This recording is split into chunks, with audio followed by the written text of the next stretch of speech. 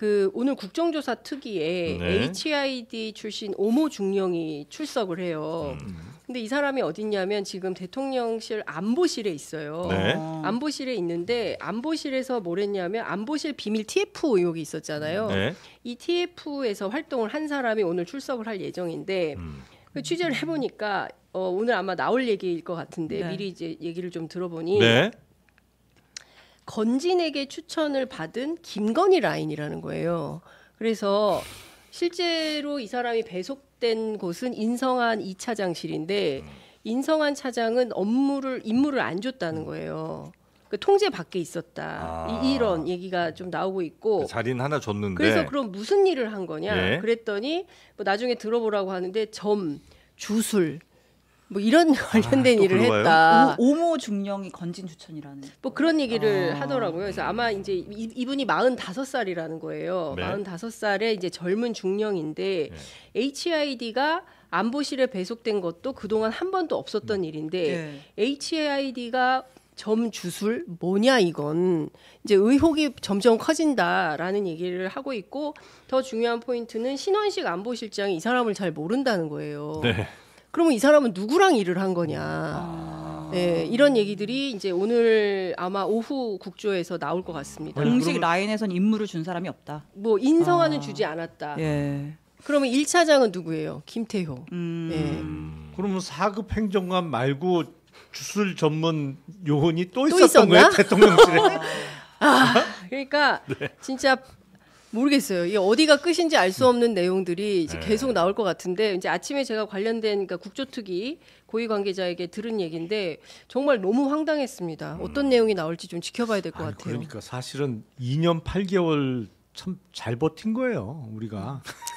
생각해 보면 국민들이 인적 구성이 내린 거 지금 대한민국이 뒤돌아보니 아니 대통령실이 보통 뭐 적을 때는 500명 뭐 그러니까 600명 내외로 근무하잖아요. 네.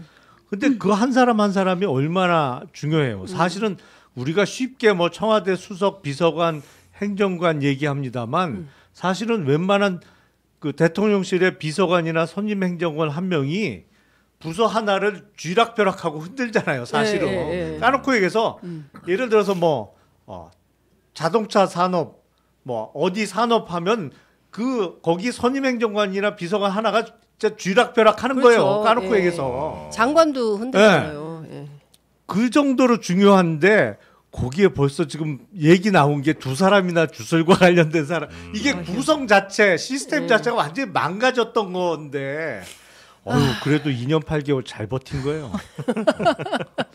자, 지금 그 제가 후과를 우리가 그래서 지금 당하고 혹시 있는 것 이분이 같고요. 뭐 굿 이런 것도 종사했냐 그랬더니 거기까지는 아니라고. 굿은 아니고. 거기까지는 아니고 점과 주술 여기까지만 확인을 해주겠다라고. 군 얘기 조심해야 됩니다. 그러니까 대통령실에서 아주 그냥 강하게, 민감해요? 예, 민감합니다. 이 굿 정도는. 관련해서는 근데 하여간 오늘 요 맥락으로 국조에서 얘기가 나온다고 하니까 어떤 건지 좀 봐야 될 것 같아요. 오늘 방송 9시에요. 뭐 이런 얘기도 못 야. 점점 왜 아직 예고를 갔어요? 김태효 국가안보실 1차장이 강원도에 있는 북파 공작부대 HID에 방문했다는 의혹이 제기됐습니다. 믿을 만한 제보에 의하면은 김태호 안보실 1차장이 강원권에 있는 북파 공장 특수부대 HID 부대를 방문을 한 적이 있습니다. 2023년도에 방문을 했었는데 매우 이례적입니다. 이때 원래는 대통령 윤석열도 같이 가려고 했는데 대통령은 취소되고 김태효 국가안보실 1차장이 간 겁니다. 정보사령부 산하 북파공작부대 HID는 12.3 계엄선포 당시 문상호 정보사령관의 지시에 따라 국회의원 체포조로 투입됐다는 의혹을 받고 있습니다. HID 가서 HID 부대원들의 훈련 모습도 자세히 체크를 했습니다.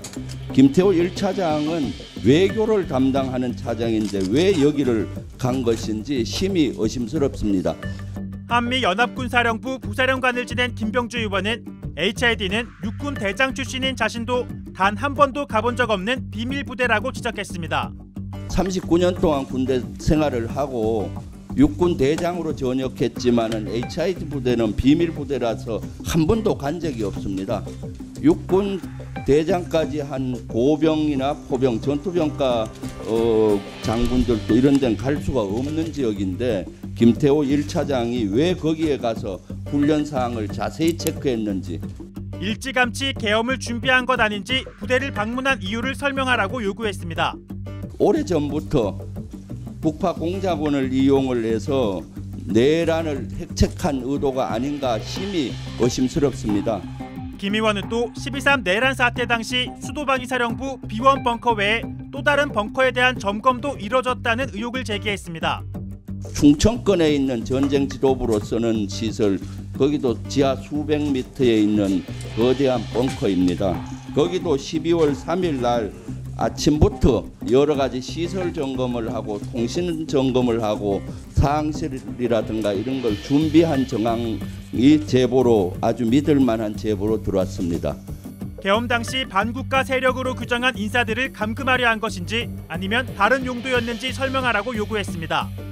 북풍을 유도해서 전쟁 지도부를 거기를 쓰려고 한 것인지, 비완 문서고는 반국가 세력들을 감금하고 한 것인지, 아니면은 충청권 이남에 있는 실제 포고령 위반한 인원들, 예를 들면 전공이라든가 복귀하지 않은 전공이라든가 또는 반국가 세력으로 지칭하는 여러 언론인, 정치인들을 거기에 다 잡아 열려고 시설을 점검한 것인지.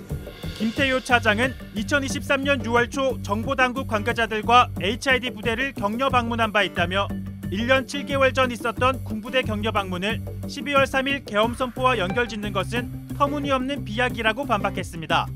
또 충청권 벙커 점검에 대해서도 김 차장은 계엄 당일 계룡대 소재 지하 벙커에 가거나 관련 인사와 접촉한 사실도 전혀 없다며 아니면 말고식의 모함과 선전선동이 연일 이어지고 있다고 주장했습니다.